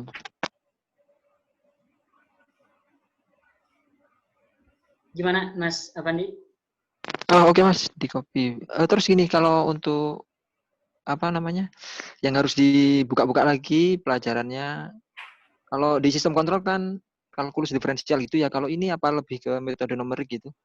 Kalau untuk awal mungkin nggak perlu sampai se ekstrim review kalkulus. Nggak perlu ya? Itu bagus karena memang di keseharian itu banyak istilah kayak apa sih kernel gitu. Kalau misalnya di metode numerik itu mungkin udah umum gitu ya, atau apa sih parameter apa gitu, gamma atau apa, learning rate itu apa sih gitu. Nah itu mungkin istilah-istilah yang kayak begitu aja, atau kalaupun mau review dari teori sih bagus. Tapi untuk awal nggak perlu sampai se ekstrim itu. Paling enggak sih kalau konsep saya itu, kalau saya sih pribadi ya mikirnya kita bisa praktek aja dulu. Masalah bingung ini di belakangnya itu ada apa sih, kok bisa sampai memprediksi, itu kita hold aja dulu. Anggap aja itu black box, udah campur tangan Tuhan. Oke. Ajaib lah pokoknya kayak begitu. Itu karena jujur kalau langsung tumplek ke apa namanya matematikal fundamental analisisnya gitu, itu juga gitu. Saya juga nggak tahu gitu. Bingung gitu kalau untuk dipelajari. Tapi yang penting sih kalau menurut saya, bagaimana caranya dengan tools yang ada kita bisa manfaatkan, kita punya dataset, kita bisa menghasilkan sesuatu yang bermanfaat tanpa harus kita disibukkan atau pusing-pusing kan dengan konsep pendukungnya. Tahu konsepnya bagus gitu, karena bisa menolong ketika nanti kita akan reinvent wheel atau menemukan sesuatu yang baru lagi, keunikan gitu ya, atau penemuan apa gitu, itu boleh banget, karena itu memang kita perlu. Mungkin awal-awal ini ya kali ya, familiarizing sama Python-nya itu dulu kali ya. Betul. Besok di pertemuan kedua kita coba familiarkan dengan Python. Enggak semuanya, karena kalau satu hari kan memang cukup, apalagi cuma 2 jam gitu ya. Yang akan saya bahas itu dasar-dasar yang sering dipakai lah gitu. Oke. Memang nggak akan langsung bisa jago, saya juga. Tapi paling nggak memberikan ide, oh ternyata seperti ini loh gitu. Terus di pertemuan ketiga kita coba hands on dengan library machine learning yang banyak digunakan di TensorFlow dan Keras. Backend-nya TensorFlow tapi wrapper-nya pakai Keras untuk mencoba membuat model neural network gitu, yang sederhana aja dulu. Jangan, kalau tadi kan yang saya tunjukin convolutional neural network ya, ada pooling layer apa segala macam, itu nanti kita next lagi lah, kita bikin sesi selanjutnya lagi gitu. Kalau awal paling nggak kita ngerasain, oh gini loh cara bikin model, oh gini loh ketika model udah bikin, kita cara apa modelnya bagus atau enggak. Paling nggak sampai sana dulu.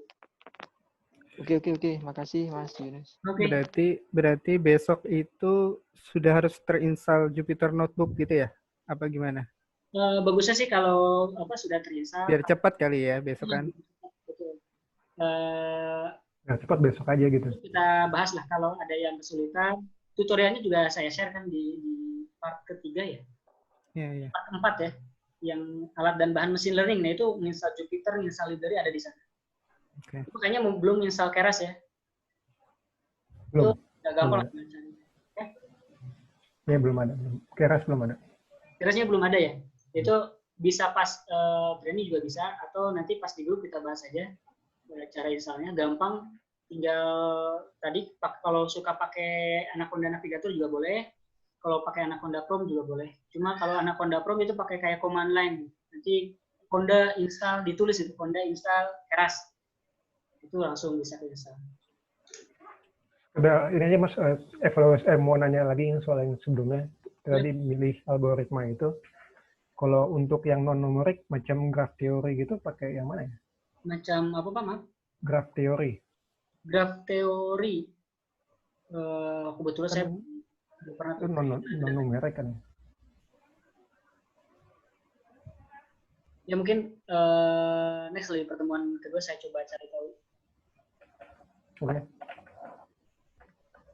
Oke, ada lagi?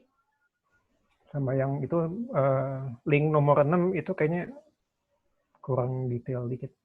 Nomor 6 itu bahasan apa, Bu? Link pengenalan Python. Oh, pengenalan Python. Iya, betul. Di sana memang benar-benar basicnya. Nanti akan saya coba sisipkan detail-detail kayak preprocessing lah, teknik preprocessing seperti penggunaan pandas yang sering digunakan gitu ya, atau penggunaan NumPy, numeric Python untuk analisis data vektor atau matriks atau tensor gitu. Ada ya paling yang mungkin perlu digarisbawahi ketika yang bingung gitu ya, istilah-istilah matematis kayak apa sih vektor gitu. Itu kalau bingung ditanyakan nggak apa-apa. Atau tensor gitu. Tensor itu sebenarnya vektor tapi 3 dimensi gitu. Atau istilah-istilah lain itu silakan. Karena jujur saya juga pas dulu awal belajar dihadapkan dengan istilah-istilah kayak begitu jadi bingung juga gitu. Apa sih maksudnya gitu. Biar itu bayang. Ada yang mau ada yang pernah ini mungkin mau sharing gitu, pernah pengalaman juga implementasi machine learning? Emang baru belajar. Pak Eko mungkin atau Pak Albert? Belum. Justru ini baru mau belajar. Nah, itu pokoknya nih kalau machine learning karena kan saya tahu di sini juga banyak yang berkecimpung di IoT ya. Ya. Digabung dengan IoT itu bisa sangat powerful. Istilahnya tuh kalau orang hype-nya kalau Pak Andri kan punya grupnya tuh IoT, Artificial Intelligence of Things. Jadi device-nya itu pinter gitu. Device-nya itu pinter. Jadi dia bisa merecognize sesuatu, bisa menyimpulkan sesuatu baru dikirimkan ke server. Kalau sekarang kan misalkan kita ada sensor node gitu kalau di IoT, dapat suhu lempar server, tiap menit kirim. Kalau sensornya ada 100.000 biji, itu servernya penyimpannya berapa, gimana gitu istilahnya database gitu. Jadi kalau pakai mesin learning kita bisa agregasi dulu di level device. Jadi device itu memilah apakah ini data atau enggak, datanya bagus, dia kasih inferensi dulu. Itu idenya kita diterapkan untuk machine learning dengan Internet of Things. Kalau sharing sih, kalau untuk kalau untuk bikinnya sih saya sama sekali belum tahu. Cuman di Power Plan ini di sini itu udah teraplikasi gitu. Jadi kayak semacam AI gitu ya. Itu dari sebuah vendor internasional gitu masuk ke sini. Terus dia masukin itu, terus akhirnya sistemnya itu salah satu part sistemnya bisa jaga otomatis gitu. Suhunya dijaga. Cuman masalah suhu boilernya itu dijaga sekian gitu. Cuman masalahnya mereka nggak ngasih dalemannya gitu. Jadi kita kayak gimana? Jadi kita di sini cuman tolah ini apa dalamnya gitu. Jadi semacam kayak terjajah. Hah? Mau pakai aja gitu. Iya. Jadi kita suruh beli bundling gitu, dipakai, ini makainya gini gitu. Waduh, kalau gini berarti kan kita terjajah ini. Sampai juga jualan dia. Jadi makanya maksa untuk belajar, soalnya sama sekali nggak tahu sih kitanya. Kalau yang mahal modelnya itu. Kalau saya juga ada tuh karena di kantor memang saya di posisi kerjanya di IoT gitu ya. Ada pernah project untuk cold storage management. Di cold storage itu kan kalau kayak punya bisnis makanan kayak hoka bento lah atau apa gitu ya, kan dia di lemari pendingin gede-gede ukurannya gitu kan, kayak satu ruangan ada berapa banyak unit gitu ya. Nah di kasusnya dia itu kan dia pasang kalau sekarang tuh pakai sistem automation PLC gitu ya, ada thermostat, sensornya, nanti dia si sistemnya itu adjust blowernya lah, atau untuk kalau misalkan terlalu kurang dingin didinginin, kalau terlalu dingin dinaikin sebenarnya. Nah, setahu saya juga kayak di sistem cold storage itu dia ada siklus defrostingnya. Jadi jam berapa naik, jam berapa turun, jam berapa naik, jam berapa turun. Jadi ada kurvanya gitu. Nah, dari kantor saya dulu pernah implementasi untuk mendeteksi anomali kurva tersebut. Jadi misalkan nih naik dinginnya itu lama nih, belum turun-turun. Makin hari makin lama nih bisa. Nah, itu nanti ujung-ujungnya tuh bisa untuk predictive maintenance, memprediksi jangan-jangan nih blowernya udah nggak optimal nih, dia udah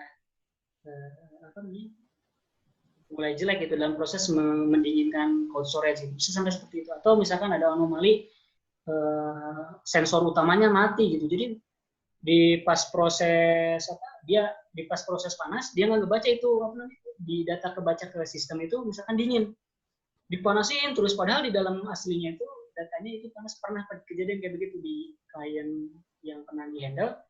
Jadi satu cold storage dia untuk kayak produk seafood gitu udang itu udah hangus saja itu karena heating terus, padahal di sensor sistemnya kebacanya itu kayak dingin gitu.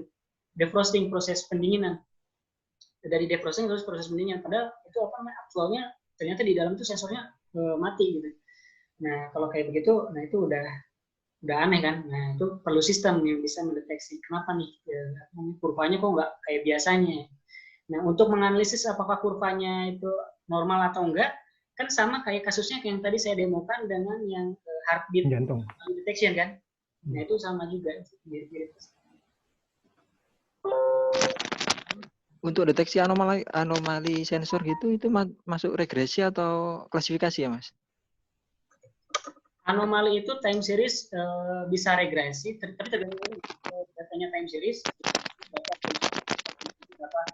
Itu larinya time series numerik, ini pasti pakainya antara regression analysis lah.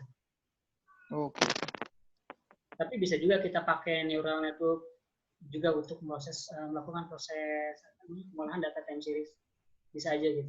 Atau pernah juga saya pakai RNN namanya itu, recurrent neural network.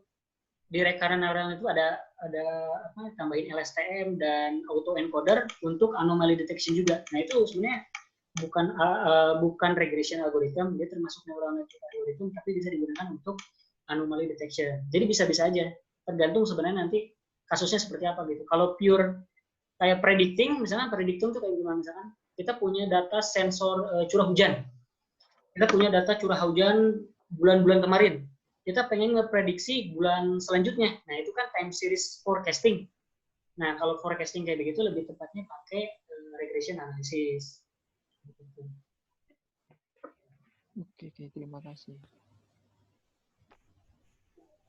Ada lagi? Kalau nggak ada, ya mungkin sesi pertama ini kita cukupkan sekian ya. Nah, mohon maaf kalau ada kekurangan dalam proses penyampaian. Kita lanjutkan di pertemuan selanjutnya. Karena hari ini tuh masih konsep lah, masih obrolan gitu istilahnya, kita masih bertukar konsep dulu lah, definisi-definisi memang agak membosankan. Selanjutnya kita coba hands on langsung di programming Python dan juga penerapan machine learning neural network-nya gitu ya. Oke, kalau nggak ada yang disampaikan lagi, kalau dari saya sih cukup sekian.